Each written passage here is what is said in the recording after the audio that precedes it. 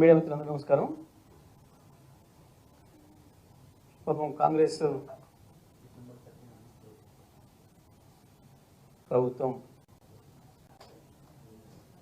ముఖ్యమంత్రి గారు, మంత్రులు, ఉప ముఖ్యమంత్రి గారు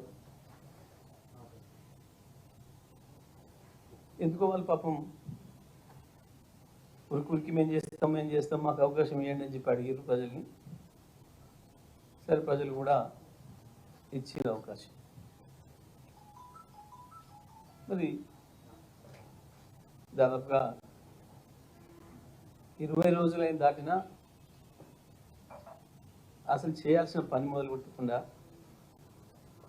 ఏదో అప్పులున్నాయి అని చెప్పి ప్రతిరోజు అదే పాట పడుతూ ఉన్నారు. ప్రజలేమో పథకాల గురించి ఎదురు చూస్తున్నారు. వాళ్ళు ఇచ్చిన గ్యారెంటీల,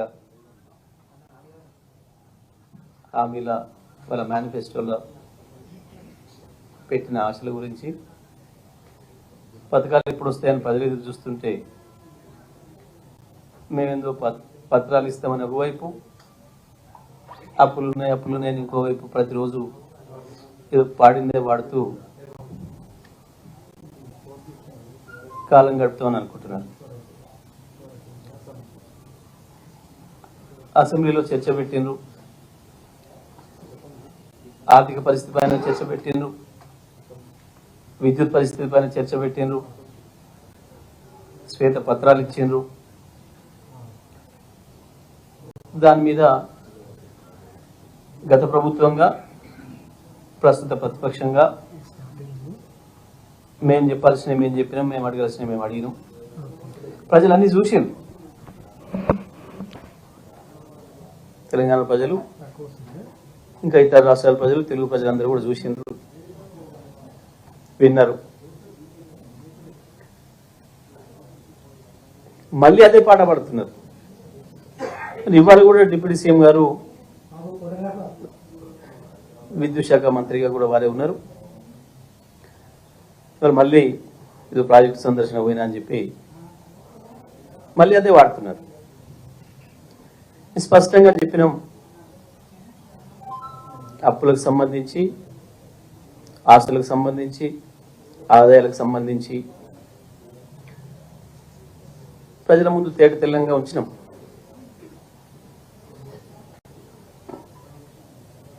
అప్పుల గురించి వెళ్ళి మాట్లాడితే ఆశ్చర్యంగా ఉంది.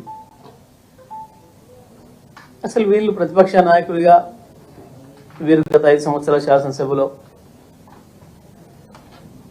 10 సంవత్సరాలు ఉన్నారు. వీరు శ్రీధర్బాబు గారి తర్వాత 5 ఏళ్ళు ఉన్నారు, కానీ 10 సంవత్సరాలు ఉన్నారు. ప్రతి సంవత్సరం, ఏ సంవత్సరం ఆ సంవత్సరం లెక్క వాళ్ళ ముందే పెట్టినాం, టేబుల్ మీద ఉంచినాం.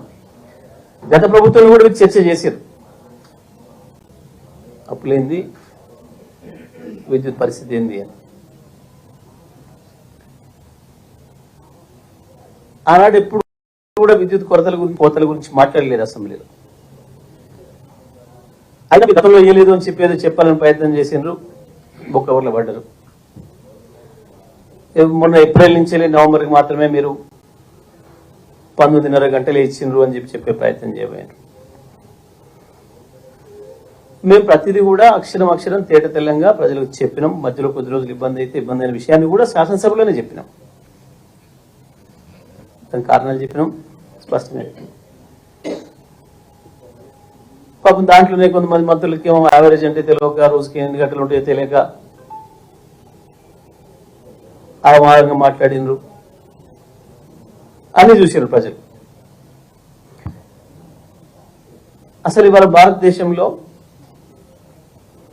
అప్పు లేని రాష్ట్రం లేదు. భారతదేశంలో అప్పు లేని రాష్ట్రం లేదు. అప్పుడు అందరికీ తెలుసు. విద్యుత్ సంస్థలు కూడా అప్పు లేని విద్యుత్ సంస్థలు లేవు, లాభాలు ఉన్న విద్యుత్ సంస్థలు లేవు భారతదేశం మొత్తంలో. రాజస్థాన్, వీళ్ళు నిన్న మొన్న దాకా వెళ్ళిన రాజస్థాన్లో 89,000 కోట్ల నష్టాలు ఉన్నాయి విద్యుత్ సంస్థలకి. అప్పు 53,000 కోట్ల అప్పు ఉంది. వీరేళ్ళ రాజస్థాన్లో, నిన్నటి వరకు ఉన్న రాజస్థాన్లో 53,000 కోట్ల అప్పు, 89,000 కోట్ల నష్టాల్లో ఉన్నాయి రాజస్థాన్ విద్యుత్ సంస్థ. ఇంత చేస్తే కూడా ఏమన్నా విద్యుత్ రైతులకు ఇచ్చిందా అంటే అది లేదు. రైతులకు 6-7 గంటలకు మించి ఇస్తున్న వాళ్ళు లేరు. అప్పు చేసిమా, అడుకొచ్చిమా, ఇంకోటి చేసిమా, ఇక్కడ రైతులకు కడుపు నిండా ఇచ్చినాం మేము. ఏ నిమిషం కావాలంటే ఆ నిమిషం అందుబాటులో పెట్టినాం విద్యుత్ అన్ని రంగాల వినియోగదారులకి, రైతులతో సహా. అట్లా కూడా అబద్ధాలు మాట్లాడేందుకు ప్రజల ముందర నవలపాలైనరు. దేనికి ఇదంతా? చేతగాక, ప్రభుత్వాన్ని నడపడం రాక, అడ్డగోలుగా అవమాలిన హామీలు ఇచ్చి ప్రజల ముందు దోషులుగా నిలబడతామనే భయంతో తప్పించుకోవడానికి అబద్ధాలు పదే పదే పదే పదే మాట్లాడుతున్నారు. బట్టి గారు మీ దగ్గరే ఉన్నాయి కదా ఇప్పుడు అధికారులుగా, తెప్పించుకోండి. నేను చెప్పిన లెక్కలు అబద్ధం అయితే మీరు వెళ్ళిన రాజస్థాన్, మీరు వెళ్ళిన ఛత్తీస్గఢ్,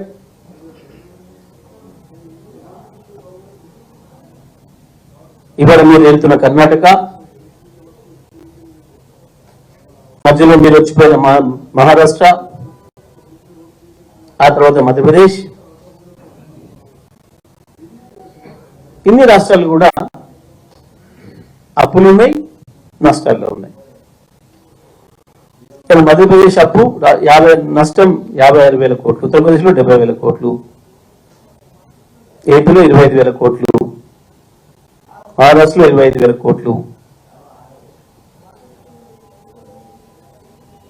అప్పులు కూడా అదే పరిస్థితులు ఉన్నాయి. ఉత్తరప్రదేశ్ అప్పు 81,000 కోట్లు, మధ్యప్రదేశ్ అప్పు 50,000 కోట్లు, రాజస్థాన్ అప్పు 53,000 కోట్లు, తమిళనాడు 145 లక్షల కోట్లు.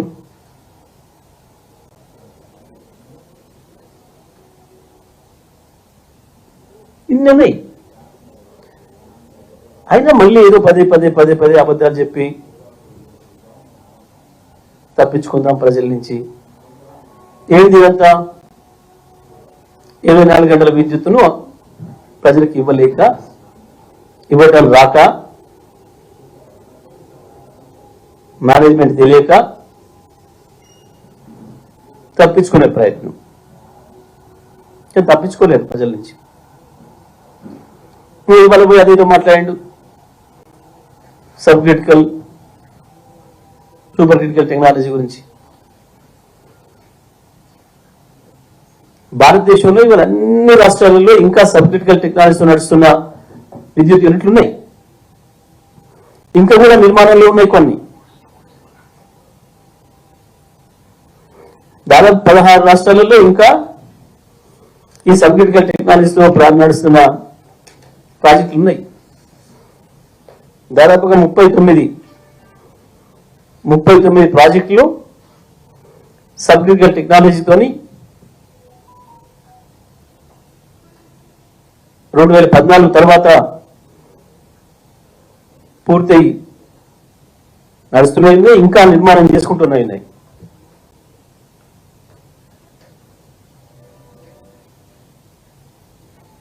ఒకటి కాదు, 2 కాదు, భారతదేశంలో ఉండే సగం రాష్ట్రాలలో ఇప్పటికీ సబ్ క్రిటికల్తో నడుస్తున్నాయి. ఈ రాష్ట్రంలో కూడా ఉన్నాయి సబ్ క్రిటికల్ టెక్నాలజీతో నడుస్తున్న ప్లాంట్లు. దానికి ఏదో పోయింది, ఏదో అయింది, అప్పులు అయినాయి. అసలు ఒక మాట చెప్పాలంటే, మీరు ఇయ్యర్ కరెంట్కి అప్పు తెచ్చారు. 2014లో ఆనాటికి మీరు చేసిన అప్పు 22,000 కోట్లు, మీరు ఇచ్చిన కరెంటు 3 నుంచి 4 గంటలు. ఇయ్యలేదు అప్పు మాట్లాడుతున్నారు. అసలు మీరు తెచ్చిన అప్పు, మీరు తెచ్చిన 22,000 కోట్ల అప్పు ఇప్పటి వరకు లెక్కేసుకుంటే 58,000 కోట్లు అయింది. 5 ఏళ్ళకి డబుల్ ఇస్తే కూడా 22,000, 44,000 అయింది. 44 ఇప్పుడు 88 అవుతుంది. ఎవరిని అడిగినా, ఏ సాధారణమైన బ్యాంకర్ని అడిగినా చెప్తాడు, సాధారణమైన రైతుని అడిగినా చెప్తాడు. అప్పు తెచ్చుకునే వాళ్ళు ఎవరైనా చెప్తారు.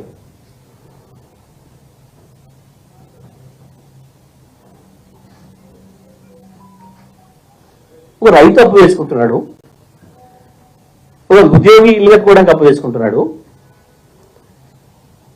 మామూలుగా రోజువారీ చిన్న చిన్న వ్యాపారాలు చేసుకునే వాళ్ళు కూడా పొద్దున అప్పు తెచ్చుకొని సాయంత్రం తీసుకుంటున్నారు. అది కూడా ఏమన్నట్టు నటిస్తున్నారు. పొద్దున 90 రూపాయలు తెచ్చుకొని వస్తువులు కొనుక్కొచ్చుకొని, లేదా కూరగాయలు కొనుక్కొచ్చుకొని, పళ్ళు కొనుక్కొచ్చుకొని సాయంత్రం పూట 100 రూపాయలు కట్టొస్తున్నారు. దాంతో వాళ్ళు బతుకు వెళ్ళి తీసుకుంటున్నారు ప్రజలు. ఉద్యోగస్తులు ఉంటే ఇది ఉన్న ఆదాయం చూపించి తప్పు తెచ్చుకొని ఇల్లు కట్టుకొని తీసుకుంటున్నారు.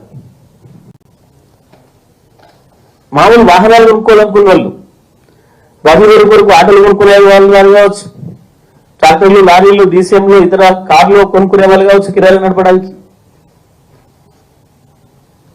1,00,000, 2 లక్షలు, 20,000, 30,000, 50,000 మార్జిన్ మనీ పెట్టి మిగతాది అప్పు తెచ్చుకొని నడుపుకొని తీసుకుంటున్నారు. ఇంత సాధారణమైన విషయం ఇది. నవ్వుకుంటున్నారు మీరు మాట్లాడే మాటలు విని ప్రజలు. అప్పుల గురించి మీరు మాట్లాడుతుంటే తప్పించుకోవడానికి మీరు మాట్లాడుతున్న విషయం ప్రజలు గమనించారు, ఎప్పటికీ గ్రహించారు.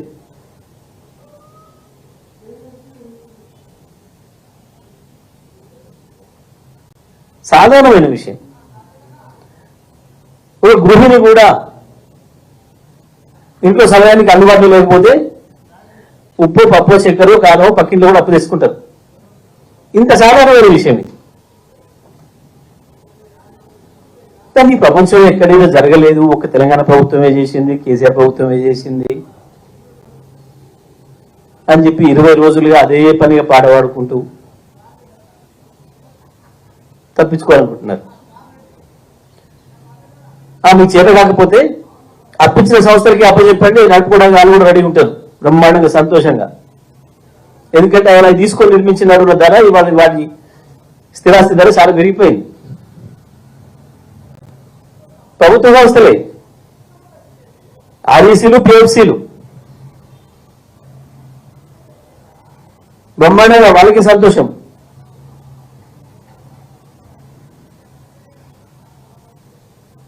ఇంత సోయి లేకుండా, ఇంత తెలివి లేకుండా ఏదో తప్పించుకుందాం ప్రజలు అడుగుతారు.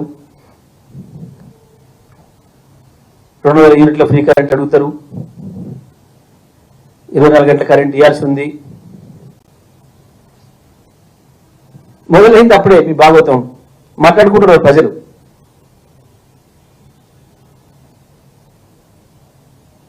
కాంగ్రెస్ వచ్చింది, కరెంటు కథ మొదలైంది అని అప్పుడే మాట్లాడుకుంటున్నారు. ఇంకెన్ని రోజులు అబద్ధాలు చెప్పాలని చూస్తారు. అబద్ధాలు చెప్పి బతుకుదేరు ఎలా దిద్దాం అనుకుంటున్నారు. చెప్పాం కదా, చర్చ చేసినాం కదా, మీరు ఇచ్చిన శ్వేతపత్రం పైనే.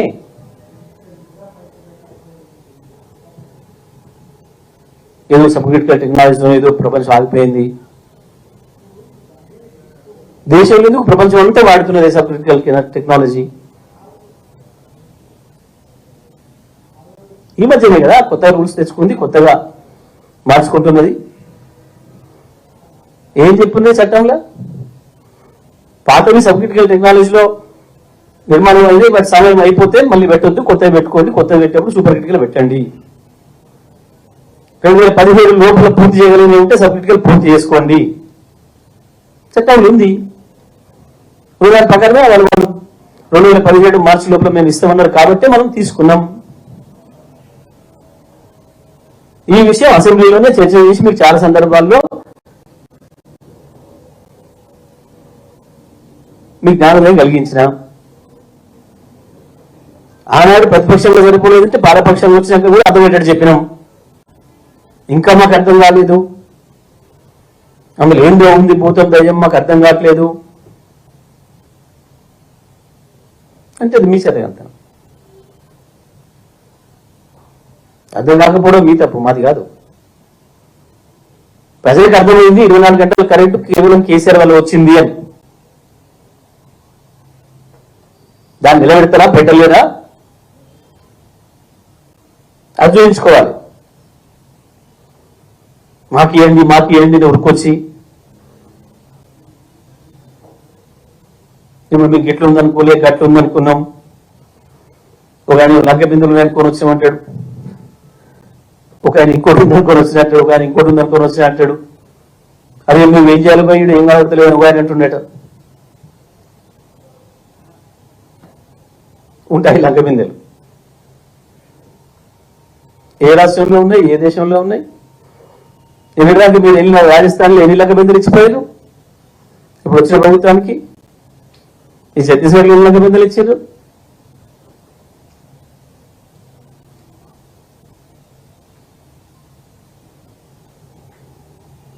కర్ణాటకలో ఎన్ని ఉన్నాయి? ఎన్ని గంటలు కరెంట్ ఇస్తున్నారు?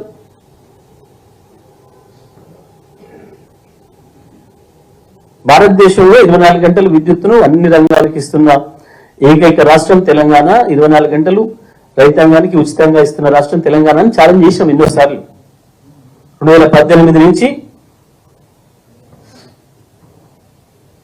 23 నవంబర్ వరకు అనేక సందర్భాల్లో మేము ఛాలెంజ్ చేసినాం. ఒక్కనాడు మాట్లాడలే బట్టి గారు. ఇష్టమైన మాట అసెంబ్లీలో 5 ఏళ్ళు ఒక్కరోజు మాట్లాడలే.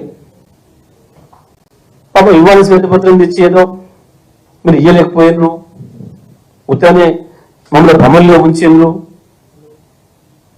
నువ్వు కూడా మీ ఇంట్లో కరెంట్ లేకుండా చీకట్లో వండుకొని మేము చెప్పినట్టు లైట్ ఉంది నాకు ఏసీ ఉంది అని భ్రమంలో ఉన్నావా?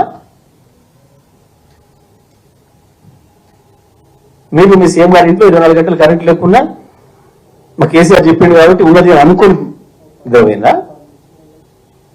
ఆ రోజు ఎందుకో మాట్లాడలేదు. ఇలా మా ఇంట్లో కరెంట్ లేకుండే రాత్రి ఏసీ లేక మేము నిద్రపోలేదు అందుకో చెప్పలేదు.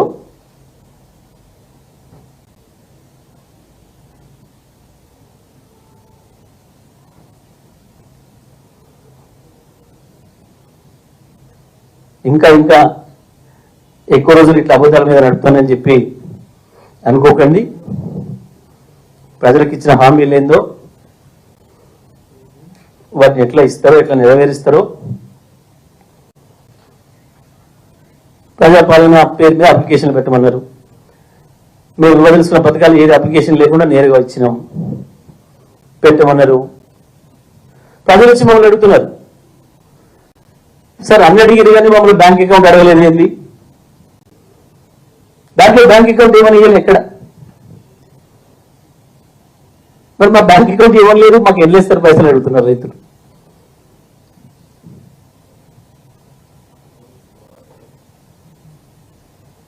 తెలుగుదేశం కార్డు ఉంటే పథకం వస్తుందన్నారు, తెలుగుదేశం కార్డులు లేని వాళ్ళకి ఇస్తామన్నారు. వాళ్ళ సంగతి ఏంటంటే చెప్తలేరు, ఎన్నడూ ఇస్తారో చెప్తలేరు.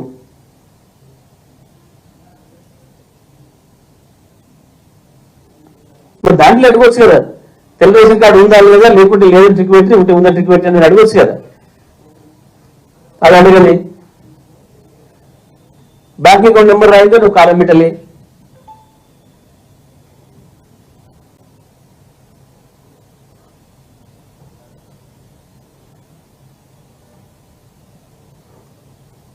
ఉద్యమకారులకు హామీ ఇచ్చిన్నాడు, ఎఫ్ఐఆర్ లో మీ పేరు ఉండాలని అడగలి, చెప్పలేదు. దాంట్లో ఎఫ్ఐఆర్ లో పేర్లు ఉన్న వాళ్ళకే ఇస్తాం, జైలు ఊరలకే ఇస్తాం అని చెప్పలే.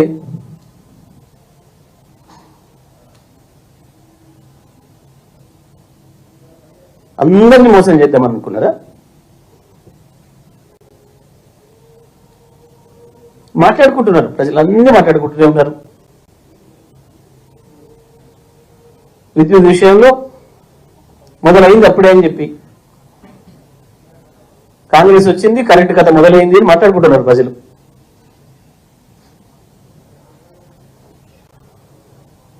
కేసీఆర్ లేని లోటు ఏందో కూడా అప్పుడే చూస్తున్నారు ప్రజలు.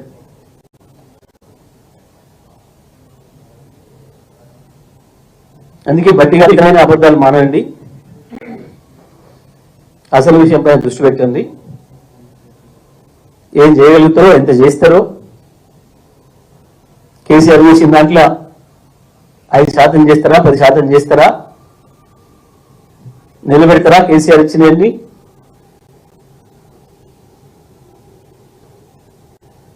చేత కాకుంటే చేత కట్టలేదని చెప్పండి, మాత్రం కావట్లేదు, మాకు అర్థం కావట్లేదు.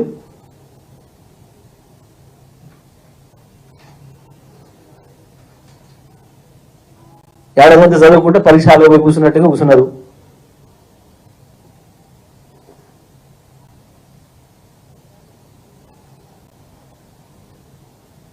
ఇప్పటికైనా అబద్ధాలు మాని పాలనపైన దృష్టి పెట్టాలని చెప్పి నేను ప్రభుత్వానికి, ఉప ముఖ్యమంత్రి గారికి కూడా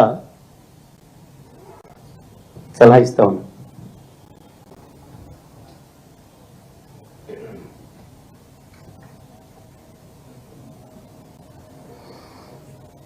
రైట్, ఎనీథింగ్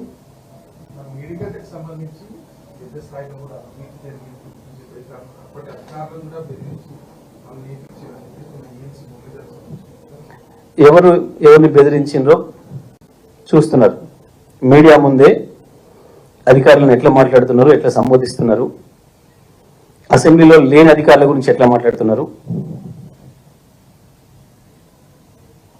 మొన్న అసెంబ్లీలో కూడా పాపం సీఎం ప్రభాకర్ రావు గారి గురించి నోటుకు వచ్చినట్టు మాట్లాడారు. వాస్తవానికి అసెంబ్లీలో లేని సభ్యుల గురించి మాట్లాడొద్దు, వాళ్ళకి అందులో మాట్లాడే అవకాశం ఉండదు కాబట్టి, చెప్పుకునే అవకాశం ఉండదు కాబట్టి మాట్లాడకూడదు అనేది ఒక నిబంధన. వాళ్ళకి ఇంత వయసు మళ్ళీ అంత వయసు మళ్ళీ ఇస్తే ఇచ్చిన కరెంట్లో కూడా మీరు బందేది హాయిగా. ఏ ఇన్వర్టర్లు, ఏ జనరేటర్లు అక్కర్ లేకుండా అధికారులను భయపెట్టించింది మీరు, భయపెట్టిస్తున్న మీరు. మీడియా ముందే నేను చూసిండ్రు మీ నిర్వాహకం. మీరు మంత్రులుగా పనిచేస్తున్నారా, రౌడీలుగా, గుండాలుగా ప్రవర్తిస్తున్నారా? ప్రజల కళ్ళ ముందే బయటపడింది నిన్న మీరు మాట్లాడిన విధానం.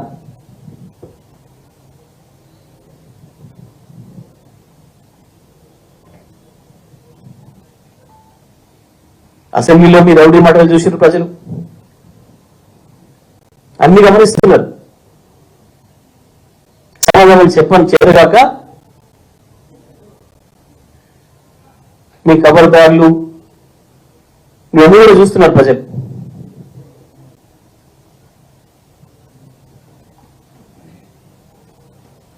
దీని నడువు ఎక్కువ కాలం సాగవు. చాలా మంది పోయింది ఇటువంటి వాళ్ళు చరిత్రగా.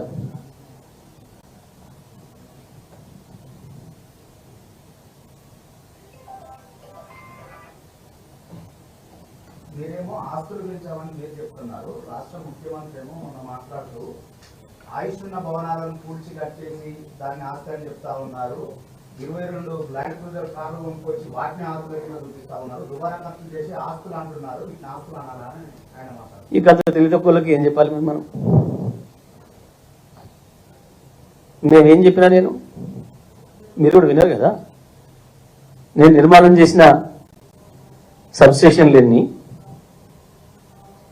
లైన్లు ఎన్ని, ట్రాన్స్ఫార్మర్లు ఎన్ని,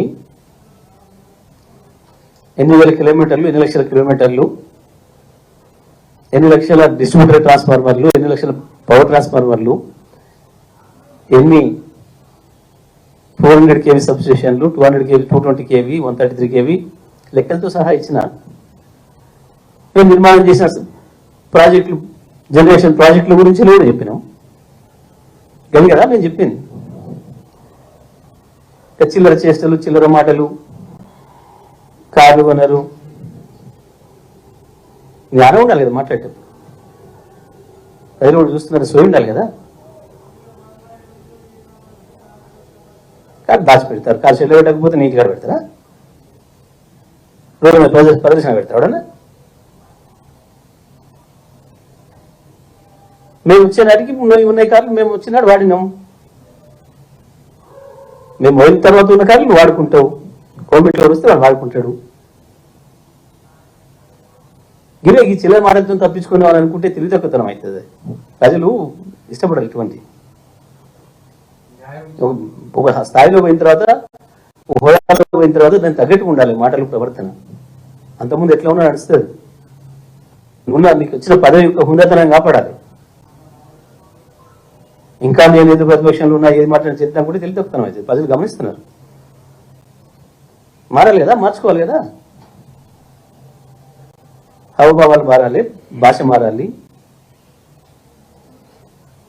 నీకు వచ్చే పదవికి గౌరవం ఉండేటట్టు ఉండాలి కదా.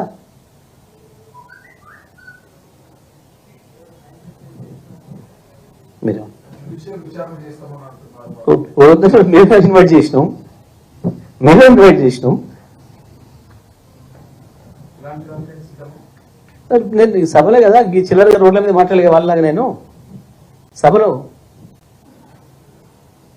నేను చెప్పింది ఆ రికార్డు ఉంటున్నాం చెప్పిన, వాళ్ళ చిల్లర మాటలకు కూడా సమాధానం చెప్పిన, బయట మాట్లాడిన చిల్లర మాటలకు కూడా సభలో సమాధానం చెప్పింది. అది మా పారదర్శకత ఏందో, మన నీతి మన నిజాయితీ ఏందో అక్కడ చెప్పాల్సిన చోటనే చెప్పినాం.